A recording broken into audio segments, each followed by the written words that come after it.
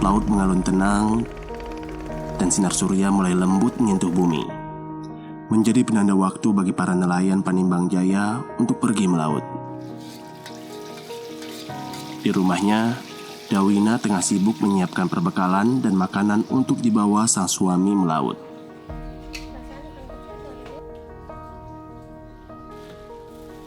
Karya mengemas seluruh kebutuhan logistik dan peralatan yang akan digunakan selama melaut.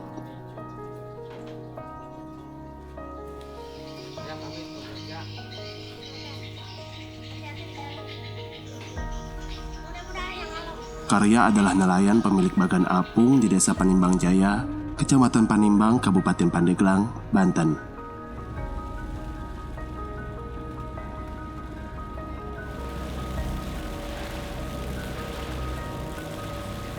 Bersama 3 orang buruh nelayan, Karya naik sebuah kapal palele yang membawa mereka ke bagan apung milik Karya di tengah laut. Taryana atau yang biasa disapa Yana, si pemilik kapal, telah menjadi langganan Karya dalam beberapa tahun belakangan ini. Perjalanan akan ditempuh selama kurang lebih 2 jam.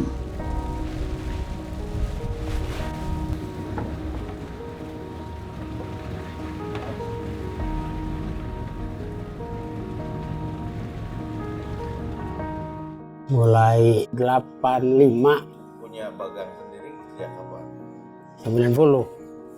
Modalnya separuh dari utang dari orang. Komplit sekitar dulu masih murah sekitar 5 juta sampai 6 juta itu udah diri. Kalau sekarang 50 sampai 60. Bagiannya apa aja? Drum, ya bambu, kayu, seperti kayu kelapa gitu, tali. Kalau dulu pakai kawat, bikin pakai kawat, sekarang enggak. Pakai tambang. Untuk ngiket-ngiket itunya bambunya. Terus tali jangkarnya. Jaringnya 300 meter di bawah. Waring biasa waring. Waring yang hitam tuh, hitam. Kalau bikin berapa lama? Tergantung ininya, orangnya kan. Ada yang suka diborongin gitu. Yang punya uang nggak mungkin diborongin. Kalau bagi saya yang nggak punya uang kan kerja sama teman-teman gitu. Sekitar lama setengah bulan. Kalau rumah-rumahnya itu apa namanya istilah sini, Pak? Gubuk kalau saya sini. Buat kita tidur sekitar 6 bisa muat. Saat ini sudah musim timuran. Demikian nelayan setempat menyebutnya. Saat yang dinantikan para nelayan untuk mendulang rezeki dari samudra. Namun, anomali cuaca akhir-akhir ini sungguh menyulitkan para nelayan. Gelombang tinggi seperti saat baratan atau musim angin barat masih kerap terjadi.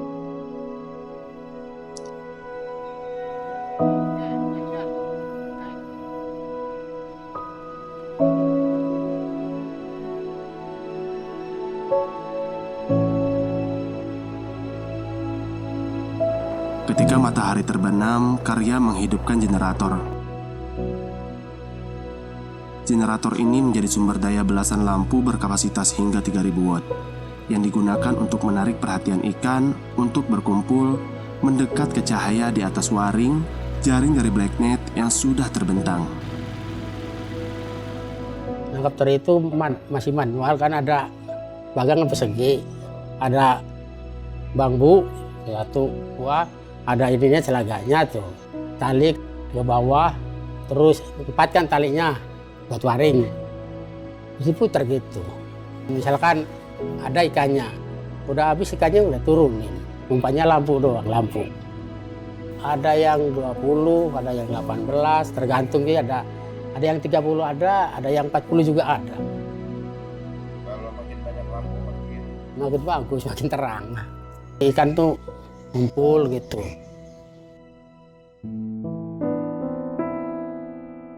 Karya dan timnya mulai menurunkan waring yang telah terpasang di bagan seluas 12 x 12 meter itu. Doa pun dipanjatkan. Malam ini Karya berharap mendapatkan hasil lebih baik setelah malam sebelumnya mengecewakan. hasilnya gimana tadi? kurang hasil, cuma dapat 3 wadah. Kata orang Panimbang 3 rombong, sekitar 12 kilo satu rombong. 100.000. Iya, cuma dapat 300. Operasional 200.000. Ya kalau untung yang nggak ada untungnya kayak segitu mah, buat anak-anakan. Dalam semalam, Bagan Apung dapat menjaring hingga 4 kali. Dengan target utama ikan teri nasi, yang saat sekarang bernilai Rp200.000 per rombong. Satu rombong biasanya memuat teri 12 kg dalam keadaan basah. Teri nasi memang primadona nelayan Bagan. Namun, tidak selalu tersedia setiap waktu di perairan Panimbang dan sekitarnya.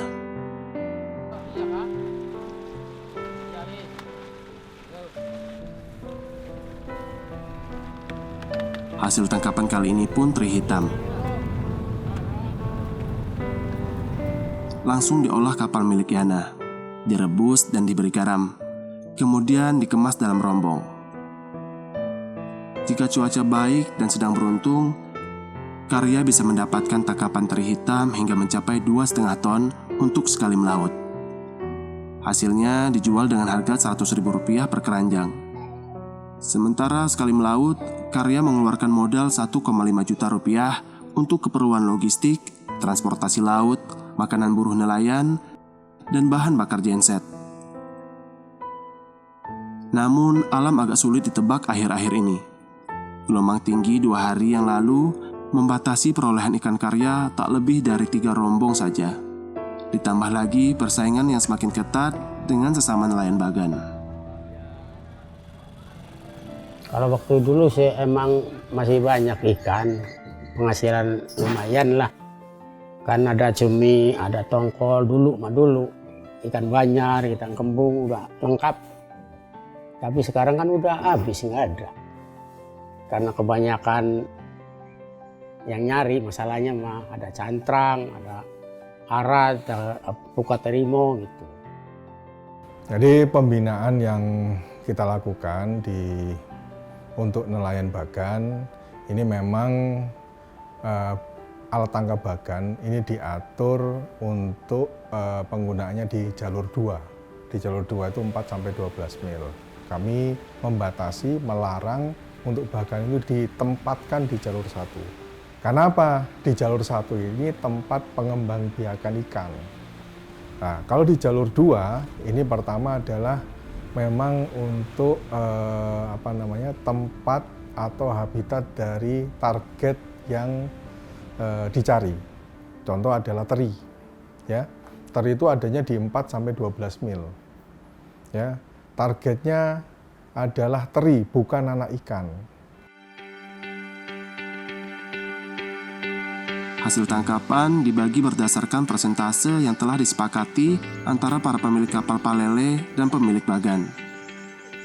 Pemilik Bagan mendapat 80% dan 20% lagi untuk pemilik kapal palele.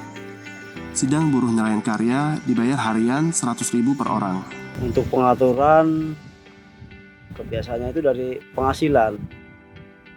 Ya, kita ngambilnya dari penghasilan itu 20%. Yang 1 juta kan dapat 200 ya. Ya disitulah nelayan Bagan kan saling, kalau ada penghasilan saling bantu. Sebelumnya, Yana hanya seorang buruh kapal biasa. Setelah 12 tahun memburu, Yana berhasil mewujudkan cita-citanya menjadi pemilik kapal palele. Dia meminjam uang di bank dengan jaminan surat tanah untuk membuat kapal palele berukuran 12 gross ton seharga Rp150 juta. Ini minjem bank karena ini punya niat bikin perahu. Udah nekat, udah silent lah. Bismillah aja lah. Sebulan kecil sih ya, cuma 2 juta. Penghasilan rata-rata ya 4,5 juta. Ya dicukup-cukupin lah Pak. Namanya kita punya setoran ya. Kayak gimana lagi? Setoran harus bisa setorin, makan harus bisa mencukupin gitu. Tapi alhamdulillah dalam jangka 2 tahun ini belum ada tunggakan. Saat ini sudah ada 5 bagan yang menjadi pelanggan kapal Yana. Selain antar jemput nelayan ke bagannya masing-masing, tiap malam Yana harus menarik 5 bagan ini ke titik yang diperkirakan menjadi tempat berkumpulnya ikan. Orang Panimbang menyebut pekerjaan menarik bagan ini meleleh. Setelah itu kapalnya juga bisa membawa hasil tangkapan untuk dijual di TPI atau tempat pelelangan ikan Panimbang. Kalau ada ya 10 lah, 10 bagang. Jadi kalau 10 bagang kita ikannya kan dapat banyak terus. Kalau 5 memang kurang, 5 mah. Buat bahan bakar juga yang kita beli nih sekali berangkat 2 juta. Kalau kita dapat ikannya 30 wadah itu tidak mencukupi untuk modal yang 2 juta itu. Harusnya 60 kongki, minim 60 kongki bisa ngebagi mana ini buat bahan bakar, mana ini buat gaji karyawan. Yaya Dedi juga nelayan bagan asal desa Panimbang Jaya. Ia sudah puluhan tahun bergelut sebagai nelayan bagan. Saat ini Dedi memiliki 2 jenis bagan, bagan tancap dan bagan apung. Sekarang bagang itu ada 2 jenis ya, Pak? Ya, Apung sama tancap. sama tancap gitu. Tergantung orangnya, kadang ada yang suka bagang tancap, ada yang suka bagang kambang. Kenapa suka tancap? Suka tancap karena tancap itu seperti rumpon, Pak, karena nggak kemana-mana, ikan tuh kumpul di situ aja gitu. Karena banyak makanan plankton di bambu-bambu tersebut gitu. Jadi ngumpul. Kelemahannya ya situasi alam. Dari alam kalau udah musim barat bisa rubuh gitu, Pak. Kalau kambang kan nggak, bisa kita tarik ke bawah ke darat gitu. Kita sembunyiin gitu kan. Seperti nelayan bagan lainnya, Yaya Dedi kenyang dengan pasang surut bisnis nelayan bagan. Namanya kita itu usaha di laut tuh ibarat kita ngegali harta karun, Pak. Kalau lagi dapat sih, Pak, banyak. Tapi lagi kosong ya kosong. Kalau lagi Gitu. dapat itu pernah dengar cerita berapa banyak di situ? Ya sampai ada kisaran 20 juta juga dapat satu malam. Kalau lagi kena. Berapa itu tuh, 20 juta? Ya tergantung, kebanyakan kan lihat jenis ikan. Kalau teri nasi gitu kan satu rombong bisa mencapai 200.000, Pak, per rombong.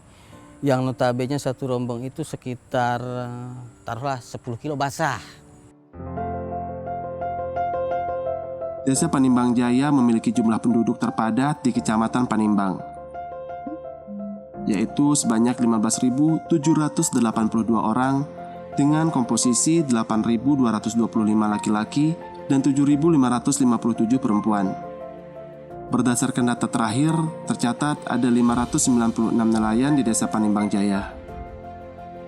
Penghasilan nelayan yang tidak pasti berpengaruh kepada pola hidup hampir sebagian besar masyarakat nelayan. Perilaku konsumtif yang dipicu saat penghasilan sedang tinggi tidak diimbangi dengan kemampuan manajemen keuangan keluarga maupun usaha. Istrinya sih kadang-kadang yang boros ada, tapi nelayan kebanyakannya boros. Nelayan mikirnya gini, Pak, hari ini malam ini dapat 500, kan lagi musim nih, lagi rame nih, besok lagi dapat 500, udah ini habisin.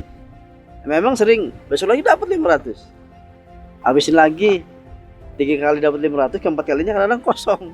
Tuh di situ saat posisi laut lagi kosong, datanglah Bang Emo pada ngambil itu, Pak. Pada ngambil, akhirnya karena suaminya nggak bisa kerja di laut ya, kosong terus. Ya pokoknya kan stres sih.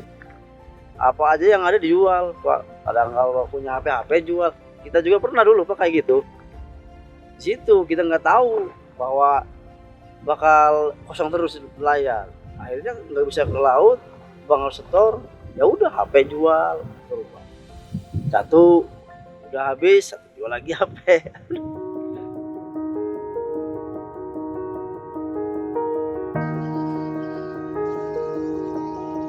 Ini adalah usaha sepeda listrik milik Dawina, istri karya. Dawina memiliki 5 sepeda listrik yang disewakan dengan harga Rp10.000 per jam. Bukan hanya usaha sepeda listrik, Dawina juga membuka usaha penyewaan PlayStation dan juga usaha kontrakan beberapa pintu. Dawina menyadari bahwa penghasilan suaminya sebagai nelayan bagan sering mengalami pasang surut. Karena itu, ia tidak mau berdiam diri dan berusaha membantu memenuhi kebutuhan keluarga. Ya, kalau dibilang, ya kalau dulu sih nggak mencukupi. Kalau dulu mah, namanya kita dulu kan kuli ya, jadi nunggu bagang orang lain.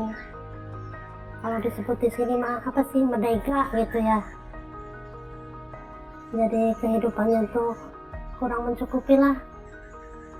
Nah, lama-kelamaan kita tuh sedikit demi sedikit ya menabung.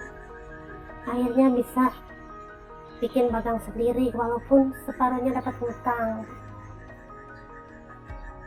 Setelah punya bagang sendiri ya alhamdulillah ada peningkatan gitu. Ya dari situ namanya orang nelayan apa ya nggak mulus, ada kendalanya. Jadi ada kena gelombang hancur, bagang tuh hancur. Nah bapak tuh nggak bisa kerja lagi, modal aja nggak ada ya. Nah di situ ibu mulai punya pemikiran bantu suami gitu. Ya dagang buah-buahan, sayuran. Tapi setelah punya modal bikin lagi bagang ya. Dapat hasil jualan nabung tuh. Itu udah lumayan ya, bagang tancep punya, bagang kambang punya, tahun 92. Tidak seperti umumnya istri-istri nelayan di desanya, Dawina mengatur ketat keuangan dan menghindari gaya hidup konsumtif. Kalau yang jadi istri nggak bisa ngatur keuangan, ya kebanyakan hutang yang banyak. Contohnya, kita nih, bagang halong, ngeliat tuh ya banyak sih, ya kebanyakan gitu. Ayo kita ke pasar, beli ini, beli itu, beli ini, beli itu ya. Pikirannya besok dapat lagi kali. Ternyata kan sehari dapat, 2 hari, 3 hari nggak ada.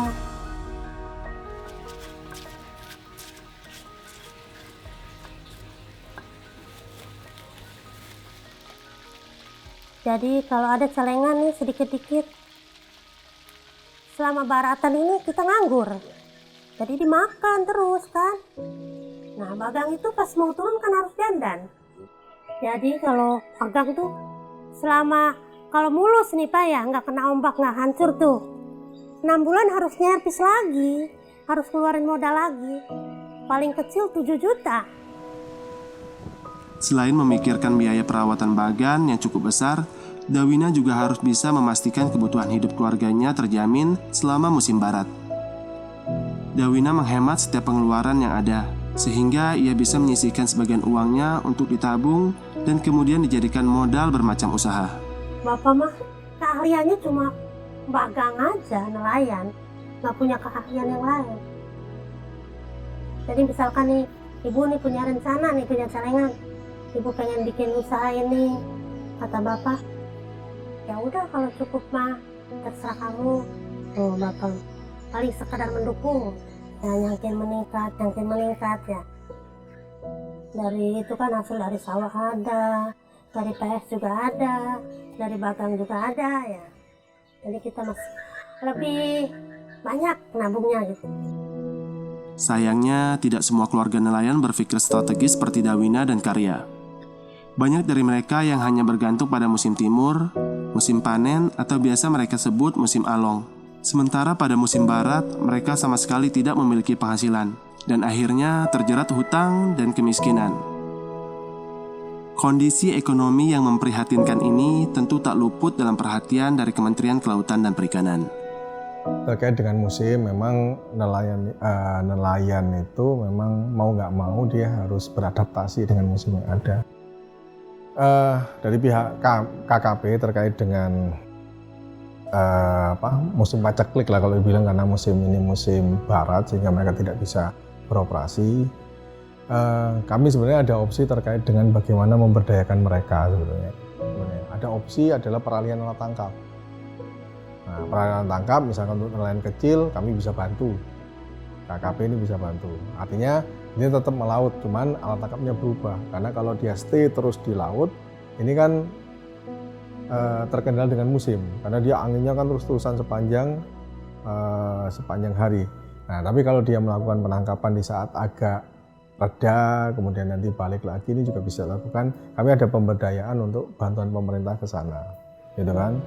Sebenarnya yang terpenting juga bahwa nelayan ini memang harus punya mata pencarian alternatif kalau saya sampaikan. Dan ini pelatihan-pelatihan yang kita lakukan di sisi pemberdayaan ini kita sesuaikan dengan kebutuhan nelayan. Ya, apa saja itu terserah. Ya, contoh misalkan pelatihan apa? Mau pelatihan bengkel kah?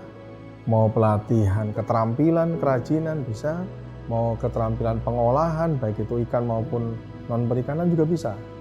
Gitu. Tergantung misalkan produknya apa misalkan di mana ada yang penghasilannya adalah cengkeh misalkan di samping rumah bisa kita lakukan pelatihan itu. Artinya KKP ini ingin bahwa nelayan-nelayan itu dan keluarganya dia punya sumber penghasilan itu yang fokusnya mungkin di laut tapi juga punya alternatif yaitu di darat. Sehingga nanti karena musim ini tiap tahun pasti ada, musim barat, musim timur ini pasti ada, sehingga mereka di saat musim paceklik ini juga harus punya penghasilan untuk menghidupi keluarganya. Nuraini, anak kedua, pasangan suami istri Karya dan Dawina, melanjutkan kuliah program diploma penyuluhan perikanan di Sekolah Tinggi Perikanan Bogor. Saat ini, Nuraini sudah memasuki tahun terakhir masa pendidikannya. Untuk tugas akhir, Nuraini memilih untuk melakukan penelitian di kampungnya sendiri. Penyuluh itu sasarannya pelaku utamanya salah satunya nelayan ini. Lagi akan ada beberapa program ini, yang satunya buat nelayan, salah satunya itu programnya ini buat membuat usaha untuk istri nelayan, ngajarin gimana caranya. Kemarin itu produknya ikan terikis, ngajarin lah itu cara buatnya, terus kemasannya seperti apa, nanti ini dipasarkan kemana gitu. Seneng banget. Ya senengnya kita dulu kan waktu Henny masih mau masuk kuliah, ya kayaknya belum segede ini usahanya gitu, belum ada sepeda listrik, belum ada PS dulu. Yang ditakutin gagal di jalan, kata anak tuh, kata Henny, pokoknya mah ini mah pengen kuliah aja walaupun ini sambil kerja. Karena orang tuanya ambil ikan, ya berikanan aja udah. Mau jadi nelayan silakan, karena pilihan gitu. Kalau ngaji kerja di darat silakan, pilihan dia gitu. Nggak ngelarang-larang anak mah supaya sukses gitu. Harapannya kayak gitu. Terkait usaha sang ayah, Eni berharap pada inovasi teknologi yang bisa diterapkan untuk membantu para nelayan bagan. Bagannya yang Eni lihat tuh cepet rusak ya, cepet rusak kayak 7 bulan, 1 tahun udah perbaikan lagi. Sedangkan kan modal tuh ya cukup besar juga gitu loh. Terus ada ide kenapa bahannya nggak diganti aja gitu, pakai fiber. Dia katanya lebih awet. Terus yang kedua ada lagi, jadinya kan diputar pakai tenaga manusia kan. Nah itu kayak ada ide buat bikin mesin otomatisnya, jadi langsung pecah diputar sendiri. Kalau dengan alat itu mungkin mengurangi tenaga juga sih. Pengembangan terkait dengan alat tangkap bagan ini kami sudah lakukan, karena memang sekarang ini kalau kita lihat alat tangkap bagan ini kan masih tradisional. Nah, kami di Direktorat KAPI dan juga teman-teman BPI Semarang ini mengembangkan beberapa teknologi terkait dengan bagan. Ini kami baru penelitian untuk yang bagan apung.